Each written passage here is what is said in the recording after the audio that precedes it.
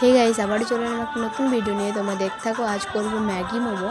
তো প্রথমে রুল ময়দা নিয়ে নিয়েছি, তারপরে দিয়ে দিলাম তেল, একটু নুন দিয়ে একটু জল দিয়ে ভালো করে মেখে নেব।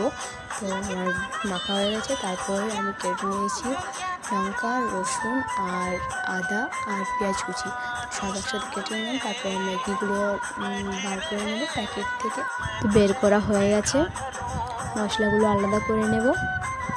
কেটে রাখা পেঁয়াজ, লঙ্কা ও আদা রসুন ভালো করে ভেজে নেব। তারপর দিয়ে দিলাম ম্যাগি মশলাগুলো। টমেটো সস দিয়ে একটু নেড়ে জল দিয়ে দেব ম্যাগি। তো ম্যাগিগুলো এরকম করে ভাজতে হবে। তো চলো এবার লেচ কেটে নিই। তো ছোটো ছোটো লেচ করে বেলে নিলাম। তারপর ওই ম্যাগির পুরটা দিয়ে দিলাম। একদম ঠান্ডা হবে তারপরে দিতে হবে, নাহলে করতে যাচ্ছ মোমো হয়ে যাবে হালুয়া। 10 থেকে 15 মিনিট ঢাকা দিয়ে রাখলে আমাদের এই মোমোটা রেডি হয়ে যাবে। খেতে কিন্তু দারুণ হয়েছিল। তো ভিডিওটা একটু খুব ভালো লাগলে লাইক শেয়ার করে দিও। টাটা।